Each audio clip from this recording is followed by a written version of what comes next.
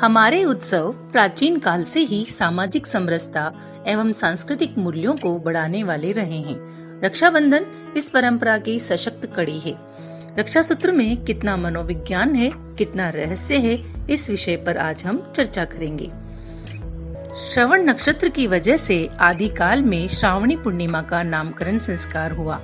अश्विनी से रेवती तक ज्योतिष के 27 नक्षत्रों में श्रवण नक्षत्र 22वां है, जिसका स्वामी चंद्रमा है। ऐसा कहा जाता है कि श्रावण मास की पूर्णिमा के दिन श्रवण नक्षत्र हो तो उसे अत्यंत सुखद व फलदायी माना गया है। इसलिए श्रावण मास की अंतिम तिथि वाली श्रवण नक्षत्र युक्त पूर्णिमा को श्रावणी कहते हैं और इस दिन रक्षाबंधन का पर्व मनाया जाता है। भविष्य पुराण के अनुसार रक्षाबंधन पर्व पर धारण किया हुआ रक्षा सूत्र संपूर्ण रोगों तथा अशुभ कार्यों का विनाशक है। इसे वर्ष में एक बार धारण करने से वर्ष भर मनुष्य संरक्षित हो जाता है।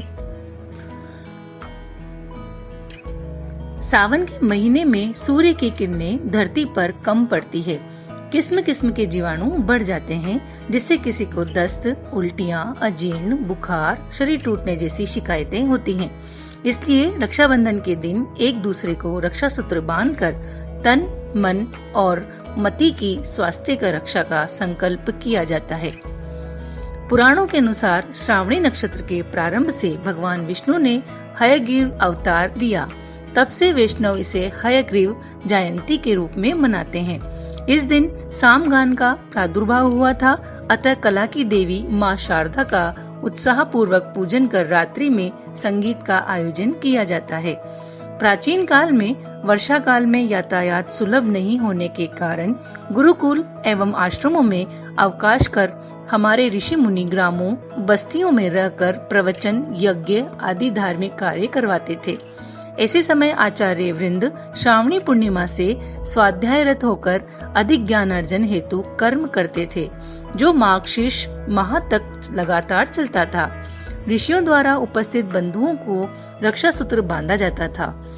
वैदिक काल से ही श्रावण मास में गांव-गांव और नगर-नगर में धर्म चर्चा, कथा, वेद व उपनिषदों की व्याख्या होती रही है। आज भी सामाजिक दायित्व बोध, समरसता व भाईचारे का संदेश देने हेतु इस मास में अनेक स्थानों पर रामायण व महाभारत की कथाएं होती हैं। स्कंद पुराण के अनुसार इस दिन प्रातः ब्रह्म मुहूर्त में विद्वान लोग सरोवर में स्नान कर नवीन यज्ञोपवीत धारण करते थे तथा पितृ, ऋषि एवं देवताओं का तर्पण करने के बाद राजाओं, अन्य बंधु बांधवों तथा यजमानों के हाथ में शुद्ध स्वर्णिम सूत्र बांधते हुए शुभ कामनाएं देते थे। रक्षाबंधन के प्रारंभ से संबंधित एक कथा पुराणों में मिलती है। उस कथा के अनुसार एक बार दैत्यों तथा देवताओं में युद्ध छिड़ गया और यह युद्ध लगातार 12 वर्षों तक चलता रहा। असुरों ने देवताओं को पराजित करके उनके प्रतिनिधि इंद्र को भी पराजित कर दिया। ऐसी दशा में देवताओं सहित इंद्र अमरावती चले गए। उधर विजेता दैत्यराज ने तीनों लोगों को अपने वश में कर लिया।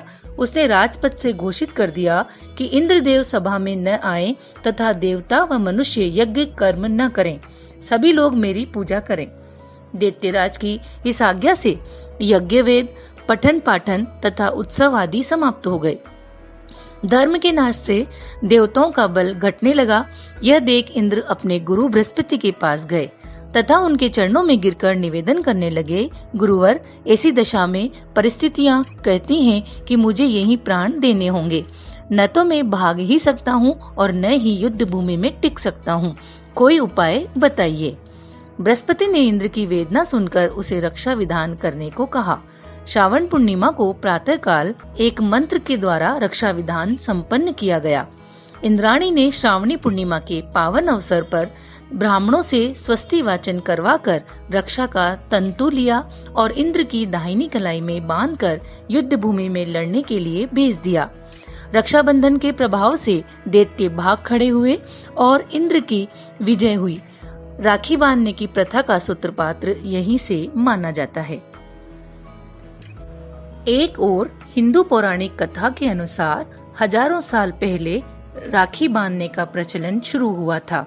सबसे पहले राखी या रक्षा सूत्र राजा बलि को बांधा गया था। उन्हें माँ लक्ष्मी ने रक्षा सूत्र बांधकर अपना भाई बनाया था। राजा बलि ने जब 100 यज्ञ पूर्ण कर स्वर्ग का राज्य छीनने का प्रयास किया तो देवराज इंद्र ने भगवान विष्णु से प्रार्थना की। भगवान विष्णु ने वामन अवतार लेकर राजा बलि से भिक्षा में 3 पग जमीन मांगी। भगवान ने 2 पग में ही पूरी धरती नाप डाली और फिर तीसरा पग देने के लिए तब राजा बलि से कहा। इस पर राजा बलि समझ गया कि वामन रूप में दिख रहा यह भिखारी कोई साधारण भिखारी नहीं है। तीसरे पग के रूप में राजा बलि ने अपना सिर भगवान विष्णु के आगे झुका दिया। इससे भगवान विष्णु राजा बलि की भक्ति से प्रसन्न हो गए और वरदान मांगने को कहा। तो राजा बलि ने मांगा कि भगवान स्वयं उसके दरवाजे पर रात दिन खड़े रहें। ऐसे होने के बाद भगवान विष्णु राजा बलि के पहरेदार बन गए। कहा जाता है कि काफी दिन तक भगवान स्वर्ग लोक वापस नहीं पहुँचे। तब माता लक्ष्मी ने राजा बलि के पास जाकर उन्हें रक्षा सूत्र बांधा और अपना भाई बनाया। माँ लक्ष्मी ने राजा बलि से उपहार स्वरूप अपने पति भगवान विष्णु को मांग लिया। उस दिन श्रावण मास की पूर्णिमा थी। तब से अभी तक बहनें अपने भाई को राखी बांधती हैं और इसके बदले भाई से रक्षा का वचन लेती हैं। इस कहानी से जुड़ी कुछ और कहानियां हैं जिसमें राखी बांधने की बात कही जाती है। यही कारण है कि रक्षाबंधन पर या रक्षा सूत्र बांधते वक्त जो मंत्र पढ़ा जाता है उसमें राजा बलि को रक्षा बांधने को याद दिलाया जाता है। महाभारत में भी एक रक्षाबंधन से संबंधित कथा मिलती है। एक बार भगवान श्री कृष्ण के हाथ में चोट लग गई तथा खून की धार बह निकली। यह सब द्रौपदी से नहीं देखा गया और उसने तत्काल अपनी साड़ी का पल्लू फाड़कर श्री कृष्ण के हाथ में बांध दिया। फलस्वरूप खून बहना बंद हो गया। कुछ समय पश्चात जब दुशासन ने द्रौपदी की चीर हरण किया तब श्री कृष्ण ने चीर बढ़ाकर इस बंधन का उपकार चुकाया। भारतीय इतिहास के अनुसार मुसलमान शासक भी रक्षाबंधन की धर्म भावना पर न्योछावर थे। जहांगीर ने एक राजपूत स्त्री का रक्षा सूत्र पाकर समाज को विशिष्ट आदर्श प्रदान किया। इस संदर्भ में पन्ना की राखी विशेषतः उल्लेखनीय है। एक बार राजस्थान की 2 रियासतों में गंभीर कलह चल रहा था। एक रियासत पर मुगलों ने आक्रमण कर दिया। अवसर पाकर दूसरी रियासत वाले राजपूत मुगलों का साथ देने के लिए सैन्य सज्जा कर रहे थे। पन्ना भी इन्हीं मुगलों के घेरे में थी। उसने दूसरी रियासत के शासक को, जो मुगलों की सहायतार्थ जा रहा था, राखी भेजी। राखी पाते ही उसने उल्टे मुगलों पर आक्रमण कर दिया। मुगल पराजित हुए। इस तरह रक्षाबंधन के कच्चे धागे ने दोनों रियासतों के शासकों को पक्की मैत्री के सूत्र में बांध दिया। रक्षा सूत्र बांधते समय जिस मंत्र का उच्चारण किया जाता है वह मंत्र है येन बद्धो बलि राजा दानवेंद्रो महाबलः तेन त्वामपि बदनामी रक्षे मां चल। इसका अर्थ है जिस रक्षा सूत्र से महान शक्तिशाली राजा बलि को बांधा गया था उसी सूत्र से मैं तुम्हें बांधता हूँ। हे रक्षे, हे राखी सूत्र, तुम अडिग रहना। अपने रक्षा के संकल्प से कभी भी विचलित मत होना। इस प्रकार यह पर्व हमें धर्म की मर्यादाओं का पालन करने की शिक्षा देता है।